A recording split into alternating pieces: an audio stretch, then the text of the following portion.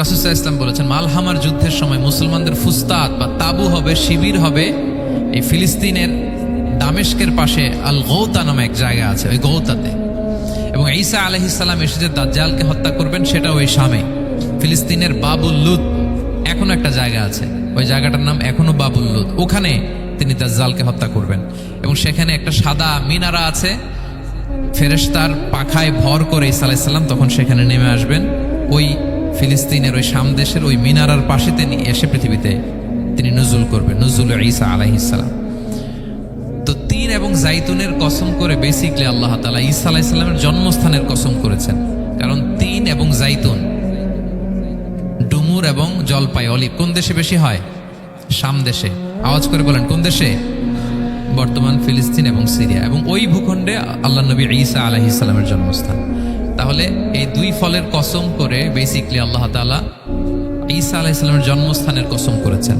ওনার প্রতি নাজিল হওয়া যে তাওরাত ইনজিল গ্রন্থ, এই রেভেলেশনের কসম করেছেন। আচ্ছা, এরপরে ওয়াতুরি সিনিন, সিনাই পর্বতের কসম। সিনাই পর্বত বা তুর পাহাড় হচ্ছে মিশরে অবস্থিত, আর মিশর হচ্ছে মুসা আলাইহিস সালামের জন্মস্থান। কার জন্মস্থান?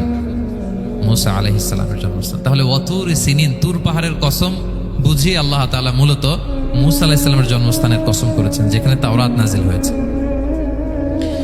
এরপরে ওয়াহাদাল বালাদিল আমিন, এ নিরাপদ শহর বলে আল্লাহ তাআলা মক্কা শহরকে বুঝিয়েছেন। আর মক্কা কার জন্মস্থান বলেন তো? মুহাম্মদুর রাসূলুল্লাহ সাল্লাল্লাহু আলাইহি ওয়াসাল্লাম, সাইয়্যিদুল মুরসালিন, খাতামুন নবিয়্যিন, রাহমাতাল লিল আলামিন, হাবিবুল্লাহ মুহাম্মদুর রাসূলুল্লাহ সাল্লাল্লাহু আলাইহি ওয়াসাল্লামের জন্মস্থান। তাহলে এই চারটা আয়াতে, চারটা শপথের মধ্য দিয়ে মূলত আল্লাহ তাআলা ঈসা আলাইহিস সালামের জন্মস্থান, মুসা আলাইহিস সালামের জন্মস্থান এবং মুহাম্মদ সাল্লাল্লাহু আলাইহি ওয়াসাল্লামের জন্মস্থান, যেই তিনটা এলাকায়, ভূখণ্ডে তিনটা মেজর ওহী নাজিল হয়েছে। এক তো ঈসা আলাইহিস সালামের কাছে নাজিল হয়েছে ইনজিল কিতাব, আরেকটা হচ্ছে তাওরাত। তাওরাত এমন কিতাব যে কিতাব দিয়ে হাজার হাজার নবীরা ফয়সালা করেছেন। বনি ইসরাইলের অনেক নবীর উপর কোনো কিতাব নাজিল হয়নি, তার মানে তারা রসুল ছিলেন না, তারা নবী, তারা সবকিছু তাওরাত দিয়েই ফয়সালা করতেন। আর রাসূল সাল্লাল্লাহু আলাইহি ওয়াসাল্লামের উপর কোরআন নাজিল হয়েছে। তার মানে প্রথম চারটি শপথ দিয়ে বেসিকলি ইনজিলের শপথ, তাওরাতের শপথ এবং কোরআনের শপথ। বুঝতে পেরেছেন সবাই? শুরুতেই সূরাতুত তিনের কয়েকটা আয়াত তেলাওয়াত করেছে। এটা কালামুল্লাহ মাজিদের 95 নম্বর সূরা। এই সূরাটা মক্কাতুল মুকাররমাতে নাজিল হয়েছে। এই সূরার আয়াত সংখ্যা 8টা। এই সূরার শুরুতে আল্লাহ তাআলা 4টা কসম করেছেন, ওয়াত-তিনি ওয়াজ-যাইতুনি ওয়া-তুরি সিনিনা ওয়া হাযাল বালাদিল আমিন। ওয়াত-তিন, তিনের কসম, ওয়াজ-যাইতুন, যাইতুনের কসম, ওয়া-তুরি সিনিন, সিনাই পর্বতের কসম, ওয়া হাযাল বালাদিল আমিন, আর এই নিরাপদ শহরের কসম। যে 4টা শপথ করেছেন বা আল্লাহ তাআলা কসম করেছেন। কসম দিয়ে আল্লাহ তাআলা কোরআনের অনেক সূরা শুরু করেছেন। যেমন একটা সূরায় আল্লাহ ফজরের সময়ের কসম করেছেন, আল্লাহ বলেছেন ওয়াল ফাজর। আল্লাহ আকাশের কসম করেছেন ওয়াস সামা ইযাতিল বুরুজ। আল্লাহ তাআলা সূর্যের কসম করেছেন ওয়াশ শামসি ওয়া দুহাহা। এভাবে আল্লাহ তাআলা তার সৃষ্টির অনেক কিছুর কসম করে গুরুত্বপূর্ণ কোনো মেসেজ বা বার্তা আমাদের সামনে হাজির করেন। তো এই সূরাতে আল্লাহ তাআলা 4টা জিনিসের কসম করে একটা খুবই গুরুত্বপূর্ণ বার্তা মানব মণ্ডলীর জন্য এই সূরাতে তিনি হাজির করেছেন। এই সূরাটা আমাদের অনেকেরই মুখস্থ আলহামদুলিল্লাহ, এবং আল্লাহ রাসূল সাল্লাল্লাহু আলাইহি ওয়াসাল্লাম প্রায় বিভিন্ন নামাজে এই সূরাটা তেলাওয়াত করতেন। বারা ইবনে আযিব রাদিয়াল্লাহু তাআলা আনহু উনি বর্ণনা করেন যে আমি একবার এশার সালাতে আল্লাহ রাসূল সাল্লাল্লাহু আলাইহি ওয়াসাল্লামের কণ্ঠে নামাজে সূরা 3 তিনি তেলাওয়াত করেছেন, আমি নিজ কানে শুনেছি। এবং ওনার কণ্ঠ যে এত মধুর ছিল, আমার জীবনে এত সুমধুর কণ্ঠের তেলাওয়াত আমি শুনি নাই। আল্লাহর হাবিব সাল্লাল্লাহু আলাইহি ওয়াসাল্লামের কোরআন তেলাওয়াতের যে কণ্ঠ এত সুমিষ্ট ছিল, এত চমৎকার ছিল, শুধু তেলাওয়াত শুনেই অনেকে শাহাদা পড়ে মুসলমান হয়েছে। আবু জাহেল মক্কায় নিষেধ করতো যে কেউ যাবা না মুহাম্মদের কাছে, সে পাগল, সে গণক, সে মিথ্যাবাদী, সে জাদুকর, সে স্বামী স্ত্রীর মধ্যে বিচ্ছিন্নতা নিয়ে আসে, সে বাবা ছেলেকে আলাদা করে দেয়, তার কাছেই যাবা না। আর সে যা বলে শুনবাই না, কানে আঙ্গুল দিয়ে রাখবা। তো মানুষকে যেটা নিষেধ করা হয় বেশি, মানুষের ওইটার ব্যাপারে আগ্রহ থাকে বেশি। সে যত নিষেধ করতো মানুষ আরো বেশি বেশি যে শুনতো। মানুষকে সে কি বারণ করবে? সে দিনের বেলা নিষেধ করতো, রাতে যে লুকিয়ে লুকিয়ে নিজেই তেলাওয়াত শুনতো। তাহলে চিন্তা করেন যে আল্লাহর হাবিব সাল্লাল্লাহু আলাইহি ওয়াসাল্লামের কোরআনিক রেসিটেশন কত চমৎকার মেলোডিয়াস ভয়েস হলে স্বয়ং আবু জাহাল রাত্রিবেলা লুকিয়ে লুকিয়ে কোরআন তেলাওয়াত শুনতে যেত আল্লাহর হাবিব সাল্লাল্লাহু আলাইহি ওয়াসাল্লামের কণ্ঠে। তো রাসূল সাল্লাল্লাহু আলাইহি ওয়াসাল্লাম সূরাতুত তিনটা এশার সালাতে তিনি তেলাওয়াত করেছেন, এই মর্মে হাদিসে পাওয়া যায়। এবং এই সূরাটা একটা ফলের নামে সূরা। তিন একটা ফল, আরব বিশ্বে খুব বেশি হয়। তিন ফল, আমরা বাংলাদেশে ডুমুর বলি, ইংরেজিতে ফিগ বলে, ফিগ ট্রি।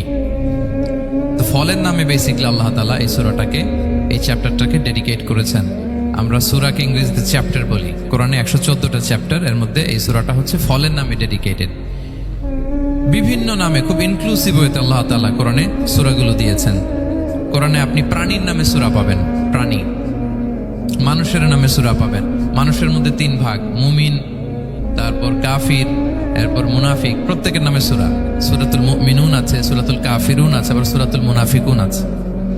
আমাদের দৃশ্য জগতের সবচেয়ে বড় প্রাণীটা হচ্ছে হাতি, তাই না? এই হাতির নামে একটা সূরা আছে। বলেন তো এই সূরার নাম কি? সূরা ফিল। তারপর আমরা যে দেখি আমাদের দৃশ্য জগতের সবচেয়ে ছোট প্রাণী হচ্ছে পিঁপড়া। পিঁপড়ার নামে একটা সূরা আছে, সূরা আন-নামল। আন-নামল মানে পিঁপড়ার সূরা। মাকড়সার নামে সূরা আছে, সূরাতুল আনকাবুত। তারপর গোষ্ঠীর নামে সূরা আছে, সূরাতুল আলে ইমরান। বংশের নামে সূরা আছে, সূরাতুল কুরাইশ, কুরাইশ বংশের নামে সূরা। এইভাবে খুব ইনক্লুসিভ হয়েছে। এমন কিছু নাই যে আল্লাহ তাআলা উল্লেখ করেন নাই। মা ফাররাতনা ফিল কিতাবি মিন শাই, উল্লেখ করে নাই কোরআনে এমন কিছু নাই, সবকিছু আল্লাহ তাআলা উল্লেখ করেছেন। তো এই সূরাটা হচ্ছে একটা ফলের নামে। ফলটার নাম হচ্ছে তিন ফল। আল্লাহ তাআলা বলছেন ওয়াত-তিন, তিনের শপথ। আমি একবার সরল বঙ্গানুবাদ করি, এরপর আমি তাফসিরে ঢুকি। তিনের শপথ। ওয়াজ-জাইতুন, জাইতুনের শপথ। ওয়াতুরি সিনিন, সিনাই পর্বতের শপথ। ওয়াহাদাল বালাদিল আমিন, এই নিরাপদ শহরের শপথ। লাকাদ খালাকনাল ইনসানা ফি আহসানি তাকওয়িম, নিশ্চয় আমি মানুষকে খুব চমৎকার সুন্দর অবয়বে সৃষ্টি করেছি। সুম্মা রাদাদনাহু আসফালা সাফিলিন, এরপরে তাকে আবার নিচু থেকে নিচুর দিকে নামিয়ে দিয়েছি। ইল্লাল্লাযীনা আমানু ওয়া আমিলুস সলিহাত, তবে তারা ছাড়া যারা ঈমান এনেছে এবং সৎকর্ম করেছে। ফালাহুম আজরুন গায়রু মামনুন, তাদের জন্য আছে অফুরন্ত পুরস্কার। ফামা ইউকাযযিবুকা বা'দু বিদ্দিন, এগুলো জানার পরও কিসে তোমাকে দিন অস্বীকারের ব্যাপারে উদ্বুদ্ধ করলো? আলাইসাল্লাহু বিআহকামিল হাকিমিন, আল্লাহ তাআলা কি শ্রেষ্ঠ বিচারক নন? সাদাকাল্লাহুল আযীম। এই হচ্ছে এই সূরাটির সরল অনুবাদ। এবার আমরা তাফসিরে ঢুকি। প্রথমে আল্লাহ তাআলা বলেছেন ওয়াত-তিন, তিনের শপথ। তিন মানে তো আমরা জানলাম, তিন মানে ডুমুর। আল্লাহর হাবিব সাল্লাল্লাহু আলাইহি ওয়াসাল্লাম তিনি তিন ফল পছন্দ করতেন, এবং এটা ডায়াবেটিক্সের জন্য ভালো, ডায়াবেটিক্স নিয়ন্ত্রণ করে। আমাদের বোনদের যাদের ইররেগুলার মেনস্ট্রুয়েশনাল পিরিয়ড হয়, এটার জন্য এটা খুব ভালো, এবং খুব স্ট্রেংথ, স্টেমিনা আনে শরীরে। এটা জান্নাতের একটা গাছ। আদম আলাইহিস সালাম এবং হাওয়া আলাইহিস সালামকে যখন আল্লাহ বলেছিল ওয়ালা তাকরাবা হাযিহি শাজারাতা ফাতাকুনা মিনায যালিমিন, আদম এবং হাওয়া জান্নাতে সব জায়গায় যেতে মন চায় যাও, যা খেতে মন চায় খাও, এই নিষিদ্ধ গাছের কাছে যেও না, তাহলে তোমরা জালিম হয়ে যাবে। শয়তান এসে উল্টা বুঝালো। সে বলল তোমাদের খেতে নিষেধ করছে কেন জানো? আল্লাহ চায় না যে তোমরা জান্নাতে থাকো, আল্লাহ চায় এখান থেকে তোমাদের বের করে দিবে, কিন্তু তোমরা যদি এই গাছের ফল খাও আল্লাহ বের করতে পারবে না। দেখছেন শয়তানের অবস্থা? শয়তান কিন্তু নেগেটিভিটি নিয়ে সামনে আসে না, আসে খুব আপনার ওয়েল উইশার হিসেবে, উপদেশ নিয়ে, খুব ভালো একটা পজিটিভ ওয়েতে আসে। তো ওনারা খেয়ে ফেললেন এই নিষিদ্ধ গাছের ফল। খাওয়ার ফলে আদম আলাইহিস সালাম, হাওয়া আলাইহিস সালাম, ওনাদের গা থেকে জান্নাতের পোশাকগুলো ঝরে পড়ে গেল। এখন কি দিয়ে ওনারা ওনাদের প্রাইভেটকে ঢাকবেন? তখন ওনারা, তাফসির ফি জিলালিল কোরআনে এসেছে যে ওনারা এই তিন গাছের পাতা নিয়ে নিজেদের প্রাইভেট ঢেকেছিলেন। সুবহানাল্লাহ। সেই তিন ফলের কসম আল্লাহ করলেন, ও তিন, তিনের শপথ। এরপর আল্লাহ তাআলা বললেন ওয়া জাইতুন, জাইতুনের শপথ। জাইতুন মানে হচ্ছে জলপাই। তো আল্লাহ তাআলা বললেন ওয়া জাইতুন, জাইতুনের শপথ। জাইতুন মানে হচ্ছে জলপাই, ইংরেজিতে আমরা যেটাকে অলিভস বলি। তো আল্লাহ তিনের কসম করলেন এবং অলিভের কসম করলেন। দুইটাই খুব উপকারী ফল, এবং আল্লাহর হাবিব সাল্লাল্লাহু আলাইহি ওয়াসাল্লাম তিনি জলপাইও খুব পছন্দ করতেন। ওনার রেগুলার ফুড আইটেমের মধ্যে জলপাই ছিল, অলিভস ছিল। এটা পাহাড়ি এরিয়া, মরুভূমিতে হয়, এবং রাসূল সাল্লাল্লাহু আলাইহি ওয়াসাল্লাম বলেছেন কুলু যাইত ওয়াদাহিনু ফাইন্নাহু মিন শাজারাতিন মুবারাকা, তোমরা অলিভ অয়েল এটা খেয়েও এবং এটা গায়ে মালিশ করো, কেননা এটা বরকতময় একটা গাছের ফল, শাজারা মুবারাকা। এটা শরীরের ব্যাড কোলেস্টেরলকে কমিয়ে দেয়। দাড়িতে অ্যাপ্লাই করলে, চুলে অ্যাপ্লাই করলে সহজে পাকে না দাড়ি চুল, এবং স্কিনে অ্যাপ্লাই করলেও স্কিনের জন্য ভালো, স্কিনের জন্য বেশ ভালো। এটা যাদের সুযোগ হয় আপনারা দাড়িতে চুলে অ্যাপ্লাই করবেন, খাবেন। এটা খাওয়াও যায়। তাম্বুতু বিদ্দুহনি ওয়া সিবগিল লিল আখিলিন, কোরআনে এসেছে। এটা অয়েল হিসেবে ইউজ করে, আবার খাবার হিসেবেও ইউজ করা যায়। সালাদ ড্রেসিং এর ক্ষেত্রে কিন্তু অলিভ অয়েল আমরা ইউজ করি। ইদানিং পিজাতে খুব ইউজ করা হয় অলিভ, জলপাইটা। তো তো এটা আপনারা খেতে পারেন, এটা খুবই সুস্বাদু। এবং জলপাই গাছের মানে জাইতুন গাছের ডালের মেসোয়াক খুব ভালো হয়। আল্লাহর হাবিব সাল্লাল্লাহু আলাইহি ওয়াসাল্লাম জাইতুনের ডাল দিয়ে মেসোয়াক করতেন। তিনি বলতেন নি'মা সিওয়াকিয়া জাইতুন, সবচেয়ে শ্রেষ্ঠ মেসোয়াক হচ্ছে জাইতুনের, মিনাশ শাজারাতিল মুবারাকা, কারণ এটা বরকতময় গাছের ডালা। এবং ফাইন্নাহু সিওয়াকি ওয়া সিওয়াকুল আম্বিয়া মিন ক্বাবলি, এই জাইতুনের ডাল দিয়ে আমিও যেমনি মেসোয়াক করি, আমার আগে যত নবী পৃথিবীতে এসেছে সবাই জাইতুনের ডাল দিয়ে মেসোয়াক করত। আল্লাহ বলেন ওয়াতিনি ওয়াজ জাইতুন, তিনের শপথ আর জাইতুনের শপথ। এরপর আল্লাহ তাআলা বললেন ওয়াতুরি সিনিন, সিনাই পর্বতের শপথ। প্রথমে দুইটা ফলের শপথ করলেন, এবার একটা পাহাড়ের শপথ করতেছেন। আপনারা কি তুর পাহাড়ের নাম শুনেছেন? হ্যাঁ শুনেছেন। এই সিনাই পর্বত দ্বারা তুর পাহাড় উদ্দেশ্য। এটা মিশরের একটা পাহাড়, অনেক উঁচু, 2285 মিটার উঁচু। ওইটার নিচে আছে মুকাদ্দাসে তুয়া, যেখানে মুসা আলাইহিস সালামকে আল্লাহ তাআলা জুতা খুলতে বলেছিলেন, ফাখলা না আলাইকা ইন্নাকা বিল ওয়াদিল মুকাদ্দাসি তুয়া, হে মুসা তুমি পবিত্র উপত্যকায় এসেছো, জুতা খোলো। তো ওখানে সব ধর্মের লোকেরা যায়, সব ধর্মের লোকদের জন্য তীর্থস্থান, মুসলিম, জুইশ, খ্রিস্টিয়ান সবাই যায়। এটা সিনাই একটা এলাকা আছে মিশরের, north south Sinai, north Sinai, এটা সাউথ সিনাইতে অবস্থিত। তো নিচে একটা খ্রিস্টানদের প্রাচীন গির্জা আছে, সেন্ট ক্যাথেরিনা গির্জা। সেখান থেকে চলতে চলতে আপনাকে উপরে যেতে হবে, ফজরের পরে আবার চলে আসতে হবে, তা না হলে দুপুরবেলায় 10টা-11টার দিকে এমন সূর্যের প্রখর তাপ ওই পাথরের মধ্যে লাগে, ওখানে আর থাকা যায় না। একেবারে তুর পাহাড়ের উপরে সেখানে খ্রিস্টানদের জন্য ছোট্ট একটা সেনাগোগ আছে, তারা প্রার্থনা করে। খ্রিস্টানদের একটা চার্চ আছে, মুসলিমদের জন্য ছোট্ট একটা মুসল্লা আছে সুরাওয়ের মতো। আল্লাহ ওই সিনাই উপত্যকার কসম করেছেন, ওয়াতুরি সিনিন, সিনাই উপত্যকার কসম। এখানেই আল্লাহ তাআলা মুসা আলাইহিস সালামকে তাওরাত দিয়েছিলেন, মেজর একটা আসমানি কিতাব দিয়েছিলেন। এবং সরাসরি মুসা আলাইহিস সালাম এই পাহাড়ের চূড়ায় বসে আল্লাহ তাআলার সাথে কথা বলতেন। ওয়া কাল্লামাল্লাহু মুসা তাকলিমা, উনি সরাসরি কথা বলতেন, এটা ওনার একটা স্পেশাল বৈশিষ্ট্য ছিল, ক্যারেক্টারিস্টিক্স। এবং আল্লাহ তাআলা নূরের তাজাল্লি দিয়ে এই পাহাড়কে একবার জ্বালিয়ে দিয়েছিলেন। আজও এই পাহাড়ের রংটা অনেকটা একটু লালচে, একটু কালোচে, একটু রেডিশ কালারের। এবং মুসা আলাইহিস সালাম এই নূরের তাজাল্লির ঝলকে তিনি বেহুশ হয়ে গিয়েছিলেন এই পাহাড়ের উপরে। ইয়াজুজ মাহাজুজ যখন কিয়ামতের আগে আগমন করবে, তখন মুসলমানদের সেন্টার হবে। ঈসা আলাইহিস সালাম মুসলমানদেরকে নিয়ে ওইখানে অবস্থান করবেন, এই তুর পাহাড়ের ওখানে। এবং আল্লাহর হাবিব সাল্লাল্লাহু আলাইহি ওয়াসাল্লামের মেরাজের রাতে ইসরার সময় একটা স্টেশন ছিল এই তুর পাহাড়। জিবরাইল আলাইহিস সালাম এই তুর পাহাড়ে আল্লাহর হাবিব সাল্লাল্লাহু আলাইহি ওয়াসাল্লামকে নামিয়ে বলেছিলেন যে এটা জাবাল মুসা, আপনার ভাই মুসার পাহাড়, আপনি এখানে 2 রাকাত নামাজ পড়েন, দোয়া করেন। আল্লাহর হাবিব সাল্লাল্লাহু আলাইহি ওয়াসাল্লাম এই তুর পাহাড়ে 2 রাকাত সালাত আদায় করেছিলেন এবং দোয়া করেছিলেন। আল্লাহ এই তুর পাহাড়ের কসম কাটলেন, ওয়াতুরি সিনিন, সিনাই পর্বতের কসম, যেখানে তাওরাত কিতাব নাজিল হয়েছিল। এরপর আল্লাহ তাআলা বললেন ওয়াহাদাল বালাদিল আমিন, আর এই নিরাপদ শহরের শপথ। এই শহর দ্বারা মক্কা শহর উদ্দেশ্য, কারণ রাসূল সাল্লাল্লাহু আলাইহি ওয়াসাল্লাম তখন মক্কায় ছিলেন, মক্কা নগরী। এই শহরের পূর্ব নাম ছিল বাক্কা। মক্কা নগরীকে বলা হয় উম্মুল কুরা, সব শহরের মা, সব শহরের সেন্টার, পৃথিবীর নাভিস্থল। এবং আল্লাহ তাআলা বলেছেন মান দাখালাহু কানা আমিনা, এখানে যে প্রবেশ করবে সে নিরাপদ। হেরেমের মধ্যে কিন্তু কাউকে আক্রমণ করা যায় না, কোনো খুনিও যদি ঢুকে যায় অ্যাটাক করা যাবে। তো জাহেলি যুগে এমনটা ঘটতো, কারোর সাথে কারো শত্রুতা হলে, ধরেন যে একজন তার বাবাকে হত্যা করেছে, তো সে তাকে পেয়েছে, ওই লোক বাঁচার জন্য দৌড়াতে দৌড়াতে হেরেমের ভিতরে ঢুকে যেত, কারণ সে জানে যে হেরেমে ঢুকলে সে আমাকে মারবে না। তো পরে সে যখন হেরেম থেকে বেরোতো, আবার তার সাথে যুদ্ধ শুরু হতো।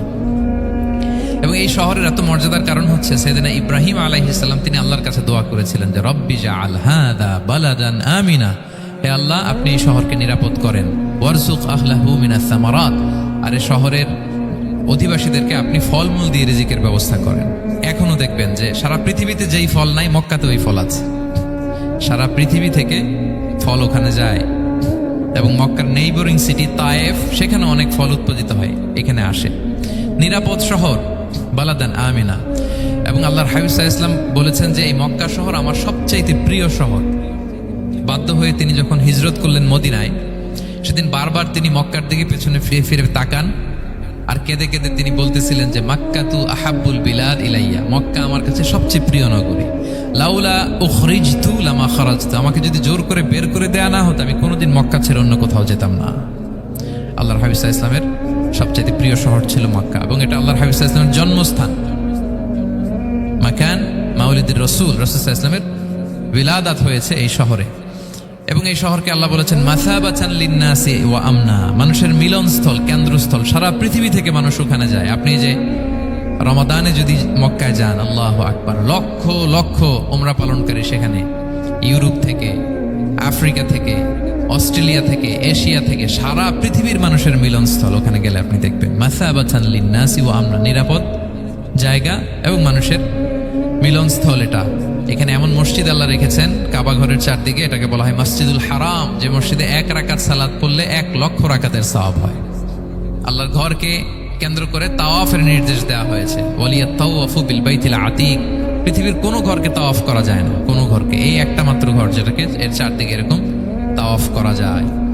তাহলে এই পবিত্র ঘর, পবিত্র মসজিদ যেই শহরে অবস্থিত, সেই শহরের কসম আল্লাহ করেছেন। আল্লাহ বললেন ওয়াহাদাল বালাদিল আমিন, এই নিরাপদ শহরের কসম, মানে মক্কা শহরের কসম। আমরা আপাত দৃষ্টিতে আমাদের কাছে মনে হচ্ছে দুইটা ফলের কসম, একটা পাহাড়ের কসম, একটা নগরীর কসম। আসলে বেসিকলি আল্লাহ তাআলা এই 4টা শপথ দিয়ে 3 নবীর জন্মস্থান, 3 নবীর নবুয়তের কসম করেছেন। কিভাবে সেটা আমি মিলিয়ে দিই। এই যে প্রথমে যে আল্লাহ বলেছেন ওয়াত্তিনি ওয়া জাইতুন, 3 এবং জাইতুনের কসম। পৃথিবীতে সবচেয়ে বেশি 3 এবং জাইতুন কোথায় উৎপন্ন হয় জানেন? ফিলিস্তিনে। কোথায়? শাম দেশে, যেটা হাদিসের পরিভাষায় বলা হয় শাম, বর্তমান ফিলিস্তিন এবং সিরিয়া মিলে।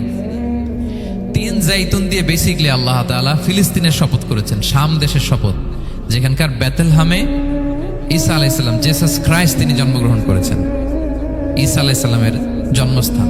তাহলে 3 জাইতুনের শপথের মাধ্যমে মূলত আল্লাহ তাআলা ঈসা আলাইহিস সালামের জন্মস্থানের শপথ করেছেন, কারণ সেখান থেকে ওহী বিচ্ছুরিত হয়েছে, ওনার কাছে ইনজিল নাজিল হয়েছিল। এবং এই শামের মর্যাদার ব্যাপারে অনেক কথা আল্লাহর হাবিব সাল্লাল্লাহু আলাইহি ওয়াসাল্লাম তিনি বলেছেন। আল্লাহ রাসূল সাল্লাল্লাহু আলাইহি ওয়াসাল্লাম যখন মেরাজে যান, তখন মক্কা থেকে এই শাম দেশে ফিলিস্তিনের বাইতুল মাকদাসে রাসূল সাল্লাল্লাহু আলাইহি ওয়াসাল্লামকে নিয়ে যাওয়া হয়েছিল। এবং রাসূল সাল্লাল্লাহু আলাইহি ওয়াসাল্লাম প্রায় বলতেন তুবা আলি শাম, শামের জন্য বরকত, কেননা ফেরেশতারা তাদের রহমতের পাখা শাম দেশের উপর বিছিয়ে রেখেছে। এবং তিনি বলতেন ফিতনার সময় আলাইকুম বিশাম, তোমরা শামে যেও, শামে থেকো। এবং তিনি দোয়া করেছেন আল্লাহুম্মা বারিক লানা ফি শামিনা, আল্লাহ তুমি আমার শামে, শাম অঞ্চলে আল্লাহ তুমি বরকত দিও। এবং হাদিসে এসেছে এই শামই হচ্ছে আরদুল মাহশার, এখানেই হাসর হবে। শাম অঞ্চলকে বিস্তীর্ণ করে এখানেই ময়দানুল মাহশার আল্লাহ তাআলা কায়েম করবেন, হাসরের ময়দান এখানেই হবে। এবং সেখানেই হচ্ছে সানিউল কিবলাতাইন, আমাদের আগের কিবলা কিন্তু বাইতুল মাকদাসের দিকে ছিল, যেটা শামে অবস্থিত, ফিলিস্তিনে বাইতুল মুকাদ্দাস, যেই মসজিদে নামাজ পড়লে 1 রাকাতে 500 রাকাতের সওয়াব। 3টা মসজিদে সালাত পড়লে স্পেশাল ভার্চুর কথা আছে, এর বাইরে আর অন্য মসজিদের বিশেষ কোনো ফজিলত নাই, বাকি সব মসজিদ সমান। এক হচ্ছে মসজিদুল হারাম, 1 রাকাতে 1 লক্ষ রাকাত। 2 নম্বর মসজিদে নববী, 1 রাকাতে 1000 রাকাতের সওয়াব, আর একটা দুর্বল বর্ণনায় 50,000 রাকাতের সওয়াব। 3 নম্বরে এই মসজিদুল আকসা, 1 রাকাতে 500 রাকাতের সওয়াব। এই 3 মসজিদে যেন আমরা যে সালাত আদায় করতে পারি, আল্লাহ তুমি তৌফিক দান করো। 2 মসজিদে তো একেবারেই সহজ যাওয়া, মক্কা মদিনাতে। বাইতুল মাকদাসের জন্য আমরা যেতে পারি, আল্লাহ তুমি সেই পরিস্থিতি আমাদের জন্য তৈরি করে দাও। তো এই বাইতুল মাকদাসের দিকে রাসূল সাল্লাল্লাহু আলাইহি ওয়াসাল্লাম টানা 14 বছর নামাজ পড়েছেন। 14 বছর। প্রথম 13 বছর কোনো সমস্যা হয়নি মক্কায়, কারণ তখন কেবলা বাইতুল মুকাদ্দাস থাকলেও রাসূল সাল্লাল্লাহু আলাইহি ওয়াসাল্লাম সামনে রাখতেন কাবাকে, কেবলা বাইতুল মুকাদ্দাস, কিন্তু তিনি তো মক্কায় ছিলেন নবুয়তের প্রথম 13 বছর, সামনে কাবাকে রাখতেন, তারপরে টু দ্য ডাইরেকশন অফ বাইতুল মুকাদ্দাস। কিন্তু যখন মদিনায় গেলেন তখন তো আর কাবা নাই, তখন রাসূল সাল্লাল্লাহু আলাইহি ওয়াসাল্লাম কাবাকে মিস করতে আরম্ভ করলেন। আর প্রায় আল্লাহর কাছে কামনা করতেন, আমার বংশের গোড়া ইব্রাহিম আলাইহিস সালামের রুট যেখানে, আমার জন্মস্থান, সেই কাবার দিকে যদি আবার কিবলাটা ফিরিয়ে দেয়া হতো। কদ নারা তাকাল্লুবা ওয়াজহিকা ফিস সামা ফালানুওয়াল্লিয়ান্নাকা কিবলাতান তারদাহা। আল্লাহ আয়াত নাযিল করলেন, নবী আপনি আকাশের দিকে তাকিয়ে কি ভাবেন আমি বুঝি, আপনি চান কিবলা যেন আমি মক্কার দিকে ঘুরিয়ে দেই। আল্লাহ তাআলা ঘুরিয়ে দিলেন। আল্লাহ বলেন ফাওয়াল্লি ওয়াজহাকা শাতরাল মসজিদিল হারাম, এখন থেকে মসজিদুল হারামের দিকে আপনি টু দ্য ডাইরেকশন অফ কিবলা নামাজ পড়বেন। কিবলা চেঞ্জ হয়ে গেল। তো মদিনায় যে 16-17 মাস, আর মক্কায় 13 বছর, মোট 14 বছর আল্লাহর হাবিব সাল্লাল্লাহু আলাইহি ওয়াসাল্লাম এই মসজিদুল আকসার দিকেই হয়েই তিনি নামাজ পড়েছেন। এটা আমাদের আগের কিবলা ছিল। এবং শেষে কিয়ামতের আগে যে মালহামার যুদ্ধ হবে, তখন রাসূল সাল্লাল্লাহু আলাইহি ওয়াসাল্লাম বলেছেন মালহামার যুদ্ধের সময় মুসলমানদের ফুস্তাদ বা তাবু হবে, শিবির হবে এই ফিলিস্তিনের দামেস্কের পাশে আল গৌতা নামে এক জায়গা আছে, ওই গৌতাতে। এবং ঈসা আলাইহিস সালাম এসে যে দাজ্জালকে হত্যা করবেন, সেটা ওই শামে, ফিলিস্তিনের বাবুল লুদ এখনো একটা জায়গা আছে, ওই জায়গাটার নাম এখনো বাবুল লুদ, ওখানে তিনি দাজ্জালকে হত্যা করবেন। এবং সেখানে একটা সাদা মিনারা আছে, ফেরেশতার পাখায় ভর করে ঈসা আলাইহিস সালাম তখন সেখানে নেমে আসবেন। ওই ফিলিস্তিনের ওই শাম দেশের ওই মিনারার পাশে তিনি এসে পৃথিবীতে তিনি নজুল করবেন, নজুল ঈসা আলাইহিস সালাম। তো তিন এবং জাইতুনের কসম করে বেসিকলি আল্লাহ তাআলা ঈসা আলাইহিস সালামের জন্মস্থানের কসম করেছেন। কারণ তিন এবং জাইতুন, ডুমুর এবং জলপাই, অলিভ কোন দেশে বেশি হয়? শাম দেশে। আওয়াজ করে বলেন কোন দেশে? বর্তমান ফিলিস্তিন এবং সিরিয়া, এবং ওই ভূখণ্ডে আল্লাহ নবী ঈসা আলাইহিস সালামের জন্মস্থান। তাহলে এই দুই ফলের কসম করে বেসিকলি আল্লাহ তাআলা ঈসা আলাইহিস সালামের জন্মস্থানের কসম করেছেন। ওনার প্রতি নাজিল হওয়া যে তাওরাত, ইনজিল গ্রন্থ, এই রেভিলেশনের কসম করেছেন। আচ্ছা, এরপরে ওয়াতুরি সিনিন, সিনাই পর্বতের কসম। সিনাই পর্বত বা তুর পাহাড় হচ্ছে মিশরে অবস্থিত, আর মিশর হচ্ছে মুসা আলাইহিস সালামের জন্মস্থান। কার জন্মস্থান? মুসা আলাইহিস সালামের জন্মস্থান। তাহলে ওয়াতুরি সিনিন, তুর পাহাড়ের কসম বুঝিয়ে আল্লাহ তাআলা মূলত মুসা আলাইহিস সালামের জন্মস্থানের কসম করেছেন, যেখানে তাওরাত নাজিল হয়েছে। এরপরে ওয়াহাদাল বালাদিল আমিন, এ নিরাপদ শহর বলে আল্লাহ তাআলা মক্কা শহরকে বুঝিয়েছেন। আর মক্কা কার জন্মস্থান বলেন তো?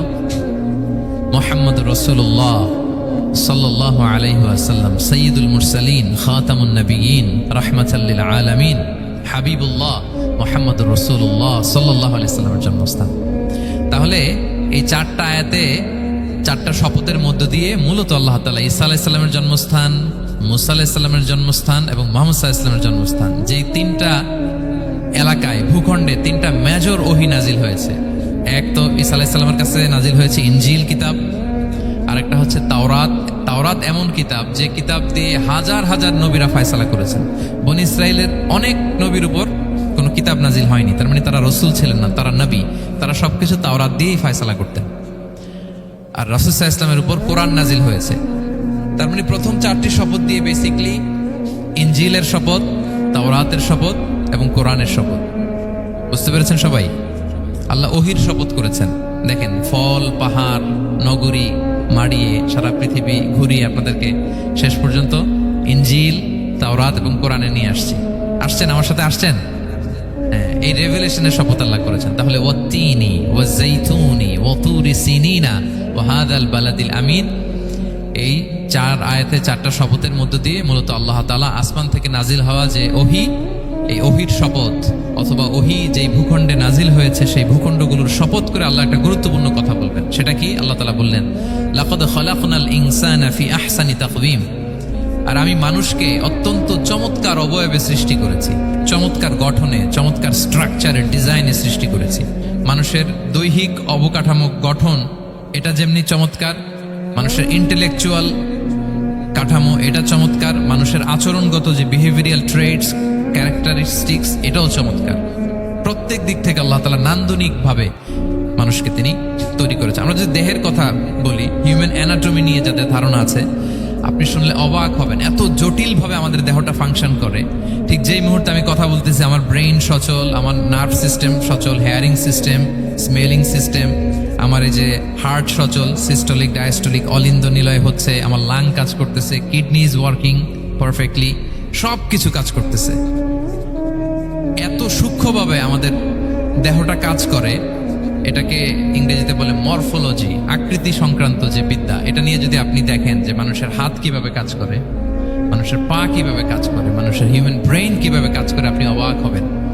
এবং আল্লাহর যে সেট আপ, লাকাদ খালাকনাল ইনসানা ফি আহসানি তাকওয়িম, নিশ্চয় আমি মানব জাতিকে চমৎকার অবয়বে তৈরি করেছি। আপনি যদি অবয়বটা দেখেন, আমাদের স্ট্রাকচার, এর চেয়ে সুন্দর করে আর তৈরি করা যেত না, এর চেয়ে সুন্দর আর হতে পারে না। যেখানে যা দেয়ার, মাথার চুল থেকে পায়ের নখ পর্যন্ত, আপনি একটা ডিজাইনে, স্ট্রাকচারে, সেট আপে আপনি ভুল ধরতে পারবেন না। যেখানে যেটা দরকার, আপনি একটু খেয়াল করে দেখেন যে এই যে আমাদের চোখ,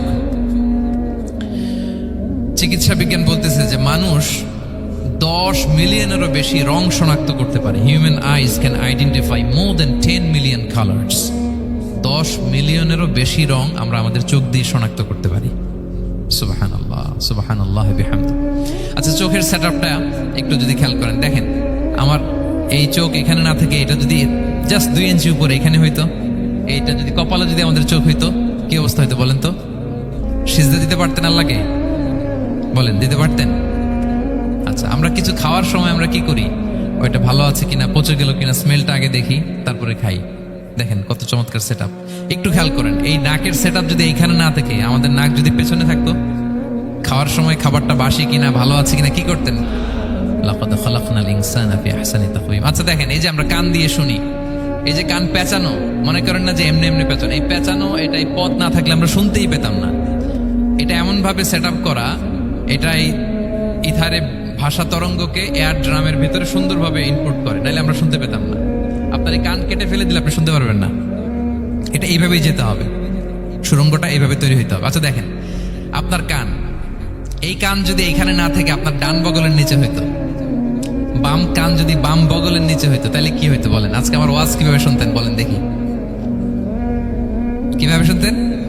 বুদ্ধি আছে বলে যে হুজুর এইভাবে শুনতাম। সুবহানাল্লাহ, সুবহানাল্লাহ। লাকাদ খালাকনাল ইনসানা ফি আহসানি তাকওয়িম। আমি মানুষকে সবচেয়ে সুন্দর সর্বোত্তম গঠনে তৈরি করেছি। দেখেন, কান দুটো এখানে থাকলে কথা শুনতে হইলে হাত উঁচু করে রাখা লাগতো। আল্লাহ, আপনি একটা একটা অঙ্গ দেখেন, ঠিক যেখানে যেটা যেভাবে সেট করা দরকার, আল্লাহ তাআলা দয়া করে অনুগ্রহ করে ঠিক সেভাবে তিনি সেট করেছেন। আমাদের চেহারার মধ্যে দেখেন এক একজনের এক এক রং। ওয়াখতিলাফু আলসিনাতিকুম ওয়া আলওয়ানিকুম ইন্না ফি যালিকা লাআয়াতুন লিল আলিমিন। আল্লাহ বলেন, তোমাদের ভাষার ভিন্নতা দিয়েছি, তোমাদের গায়ের রঙের ভিন্নতা, একজনের চেহারার সাথে আরেকজনের মিল নাই, একজনের ফিঙ্গারপ্রিন্টের সাথে। আয়াহসাবুল ইনসানু আল্লান নাজমাআ ইযামা বালা কাদিরিনা আলা আন নুসাউইয়া বানানা। মানুষ ভেবেছে সে মারা গেলে তাকে আমি তার অস্থি, মজ্জা, হাড়, গোশত, চামড়া জোড়া লাগাতে পারবো না। আরে তার আঙ্গুলির অগ্রভাগ পর্যন্ত আমি সুবিন্যস্ত করে আমার কাছে রেখে দিয়েছি, ফিঙ্গারপ্রিন্ট। আমাদের ফিঙ্গারপ্রিন্ট গুলো আল্লাহর কাছে সংরক্ষিত, একজনের ফিঙ্গারপ্রিন্টের সাথে আরেকজনেরটা মেলে না। এই যে আমার 10 আঙ্গুলে 10টা ফিঙ্গারপ্রিন্ট, পায়ের গুলো হচ্ছে ফুটপ্রিন্ট, একটার সাথে আরেকটা মিলে। আমার এটার সাথে এটা মিলবে বলেন? আমার সাথে আপনারটা মিলবে? বর্তমানে পৃথিবীতে কত কোটি মানুষের বসবাস বলেন? এই যত মানুষ পৃথিবীতে আছে, একজনের আঙ্গুলের ছাপের সাথে, এই যে বায়োমেট্রিক্যাল অথেন্টিকেশন যে আমরা করি, একজনের ফিঙ্গারপ্রিন্টের সাথে আরেকজনের ফিঙ্গারপ্রিন্টের মিল নাই। একজনের ফুটপ্রিন্টের সাথে ফুটপ্রিন্ট, ইভেন একজনের আই প্রিন্টের সাথে। আমাকে একজন ওনার হসপিটালে নিয়ে গেল ঢাকায়, তো উনি ওনার দরজা খুলতেছে আই প্রিন্ট দিয়ে, মানে উনি না গেলে খুলে না। উনি আর ওনার খুব কাছের স্টাফ, এটা গুরুত্বপূর্ণ একটা অফিস, তো উনি চোখ দিল, আই প্রিন্ট নিল, এরপরে দরজা খুলে যাচ্ছে। দেখেন, একজনের আই প্রিন্টের সাথে আরেকটা আই প্রিন্ট মেলে না। সুবহানাল্লাহ।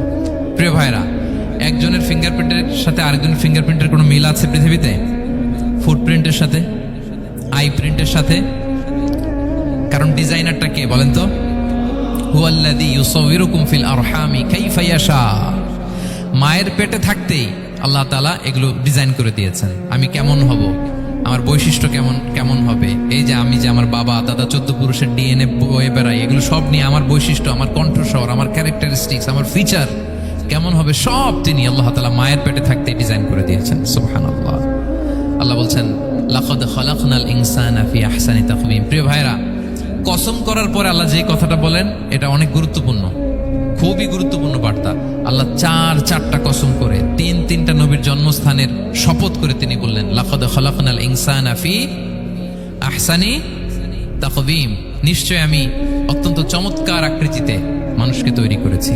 মানুষের গঠন এরকম, মাথা থেকে পা পর্যন্ত। আমি যে দুই একটার কথা বললাম, চোখ, নাক, কান, আপনি একটা একটা করে যদি ধরেন, আমাদের হেয়ারিং সিস্টেম কিভাবে কাজ করে, হেয়ারিং নার্ভ কিভাবে কাজ করে, আমাদের সেন্সেশন কিভাবে কাজ করে, আমাদের ব্রেন কিভাবে কাজ করে।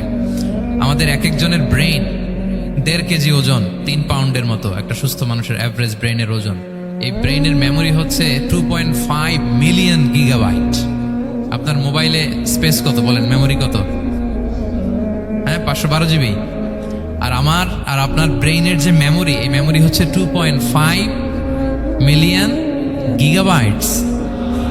আল্লাহ, এই যে প্রতি মুহূর্তে আমাদের নিউরন কানেক্টিভিটি হচ্ছে, ব্রেনের স্নায়ুগুলোর যত কানেক্টিভিটি হয়, যত আমরা চিন্তা করে ব্রেনকে খাটাই, নতুন নতুন জিনিস আমরা তৈরি করতে পারি। এবং এমনভাবে আল্লাহ তাআলা এমন সফিস্টিকেটেড ব্রেইন আল্লাহ মানুষকে দিয়েছে, মানুষ পারে না এমন কিছু নাই। মানুষ যা কল্পনা করতে পারে, মানুষ তা করে দেখাতে পারে। এজন্য আমাদের কল্পনার জানালাটাকে বড় করতে হবে। আই রিপিট, মানুষ যা কল্পনা করতে পারে, ইমাজিন করতে পারে, সেটা মানুষ করে দেখাতে পারে। ওই ক্যাপাসিটি দিয়ে আল্লাহ তাআলা মানুষকে তৈরি করেছেন। সুবহানাল্লাহ, সুবহানাল্লাহ। লাকাদ খালাকনাল ইনসানা ফি আহসানি তাকওয়িম। এই ব্রেনকে খাটিয়ে মানুষের কত ইনভেনশন, কত ডিসকভারি, মানুষ সভ্যতার পর সভ্যতা বিনির্মাণ করেছে। চোখ ধাঁধানো মানুষের আবিষ্কার তাক লাগিয়ে দিয়েছে গোটা বিশ্বে, একটার পর একটা করে।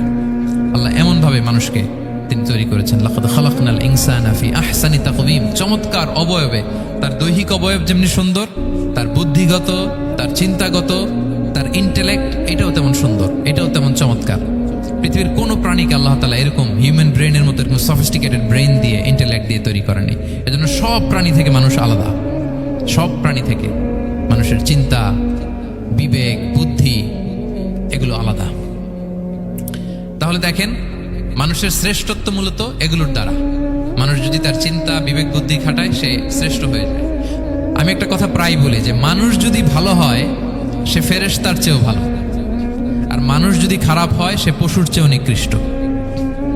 আল্লাহ বলেন, উলাইকা কাল আনআমি বাল হুম আদাল লাহুম কুলুবুল লা ইয়াফকাহুনা বিহা ওয়া লাহুম আ'য়ুনুল লা ইউবসিরুনা বিহা ওয়া লাহুম আযানুল লা ইয়াসমাউনা বিহা উলাইকা কাল আনআমি বাল হুম আদাল। তাদের হৃদয় আছে, ওটা দিয়ে অনুধাবন করে না সত্যকে।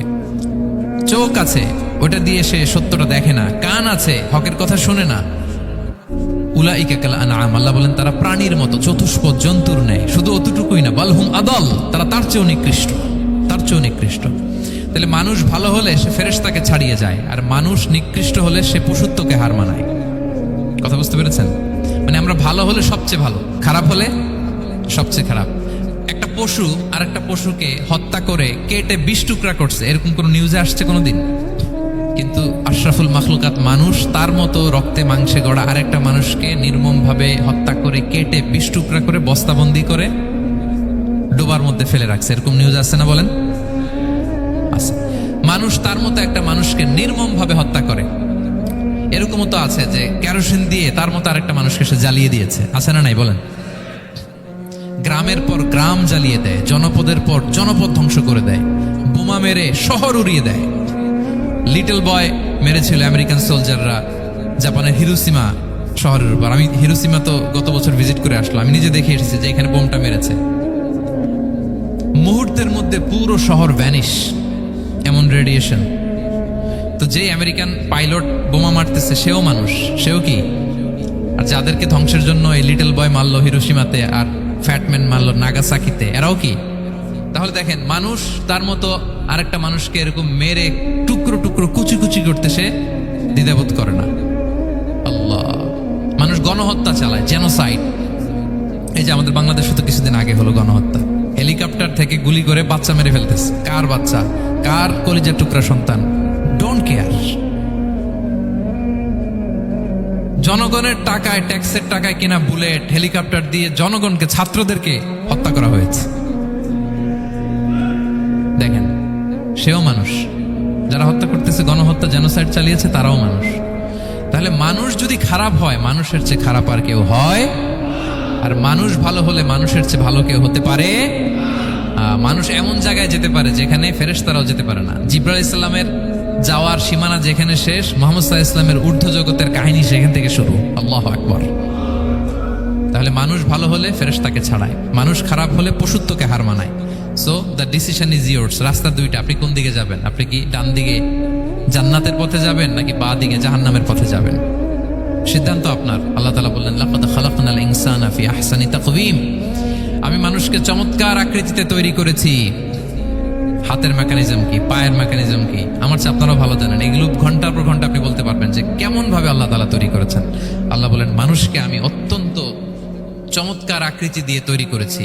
তার সৃষ্টিগত কাঠামো, তার বুদ্ধিবৃত্তিক কাঠামো, তার চিন্তাগত কাঠামো, তার আচরণগত কাঠামো, তার নৈতিকতায় তাকে এমন উচ্চ মর্যাদার আসন আমি দিয়েছি, এটা যদি সে অ্যাচিভ করে, বিলং করে, তাহলে তার চেয়ে শ্রেষ্ঠ কেউ আর হতে পারে। কিন্তু আল্লাহর দেয়া এই ক্যাপাসিটিগুলো, এই নেয়ামাগুলো যদি সে অ্যাকসেপ্ট না করে, সে যদি পশুত্বের পথে হাঁটে, সে যদি শয়তানের দেখানো পথে হাঁটে, তাহলে সে এত নিচে যাবে, অন্য কেউ আর এত নিচে যেতে পারে না। মানুষ যত নিচে যেতে পারে, ফেরেশতারাও অত নিচে যেতে পারবে না, জিন জাতিও পারবে না, কোনো প্রাণীর পক্ষে যাওয়া সম্ভব না। তাহলে মানুষকে আল্লাহ তাআলা এমন সফিস্টিকেটেড ওয়েতে তৈরি করেছেন, চাইলে সে সবার উপরে যেতে পারে, আবার চাইলে আল্লাহর দেয়া নেয়ামতগুলোকে যদি সে ভিন্ন খাতে প্রবাহিত করে, সে সবচেয়ে নিকৃষ্ট হতে পারে। সেটাই আল্লাহ বললেন, সুম্মা রাদাদনাহু আসফালা সাফিলিন। এরপরে তাকে আমি হীন থেকে হীনতর করেছি, নিচ থেকে আরো নিচে নিয়েছি। সে যখন ঈমান আনে না, সে যখন সৎকর্ম করে না, সে যখন আল্লাহর শেখানো, আল্লাহর দেখানো রাস্তায় সে চলে না, সে যখন তার নফসের কথা শুনে, সে যখন তার প্রবৃত্তির গোলাম সাজে, সে সবচেয়ে নিকৃষ্ট হয়। আসফালা সাফিলিন মানে একেবারে নিচে, এর নিচে আর নাই। আল্লাহ বলেছেন ইন্নাল মুনাফিকিনা ফিদ দারকিল আসফালি মিনান নার, সেখানে আল্লাহ আসফাল বলেছেন। মুনাফিকরা জাহান্নামের একেবারে তলদেশে থাকবে। তাই মানুষ যদি ঈমান আর সৎকর্মের বলে বলিয়ান না হয়, সে এত খারাপ হয়, কেউ এত নিচে যেতে পারে না। বলেন, মানুষ যত নিচে যেতে পারে, জিন তত নিচে যেতে পারবে? ফেরেশতারা পারবে না। আর মানুষ যত উপরে যেতে পারে, ফেরেশতারা এত উপরে যেতে পারবে না। সো দুইটারই সুযোগ আপনার আছে। সুম্মা রাদাদনাহু আসফালা সাফিলিনের দুইটা ব্যাখ্যা। কোন মুফাসসির বলেছেন যৌবনের পর, যৌবনে থাকে শক্তিশালী, বার্ধক্যের সময় যখন সে নুয়ে যায়, ছোট হয়, সে একেবারে দুর্বল হয়ে যায়, সেটা বোঝানো হয়েছে। আর অন্যান্য মুফাসসিরিন একরাম বলেছেন না, আল্লাহর দেওয়া এই নেমা ক্যাপাসিটি যখন সে সঠিক পথে কাজে লাগায় না, সে যখন প্রবৃত্তির অনুসরণ করে, সে তখন এত খারাপ হয়, এত নিচ থেকে নিচুতর হয়, এত হীন থেকে হীনতর হয়, তার চেয়ে হীনতর আর কেউ তখন হতে পারে না। সেখান থেকে বাঁচার দুটি রাস্তা আল্লাহ বলেছেন। আল্লাহ বলছেন ইল্লাল্লাযীনা আমানু ওয়া আমিলুস সলিহাত, তবে যারা ঈমান আনে এবং সৎকর্ম করে তারা ছাড়া। তারা ওই নিচু থেকে নিচুতর নয়, তারা শ্রেষ্ঠতর। ঈমান এবং সৎকর্ম, ঈমান এবং আমলে সালেহাত। কোরআনের অনেক জায়গায় আপনি আয়াতটা পাবেন, ইন্নাল্লাযীনা আমানু ওয়া আমিলুস সলিহাতি কানাত লাহুম জান্নাতুল ফিরদাউসি নুজুলা, নিশ্চয়ই যারা ঈমান এনেছে, সৎকর্ম করেছে, তাদের জন্য আমি জান্নাতে ফিরদাউস রেখে দিয়েছি। আল্লাহ বলেন তারা নিকৃষ্ট হবে না যারা ঈমান এনেছে, সৎকর্ম করেছে। যারা কি এনেছে? ঈমান। আর কি করেছে? সৎকর্ম করেছে। ইল্লাল্লাযীনা আমানু, যারা ঈমান এনেছে, সৎকর্ম করেছে, ফালাহুম আজরুন গায়রু মামনুন, তাদের জন্য রয়েছে অফুরন্ত পুরস্কার, মানে জান্নাত। তাদের জন্য কি?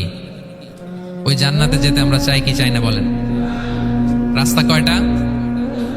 এটা চলে গেছে ডান দিকে, এটার গন্তব্য হচ্ছে ডেস্টিনেশন জান্নাতুল ফেরদাউস।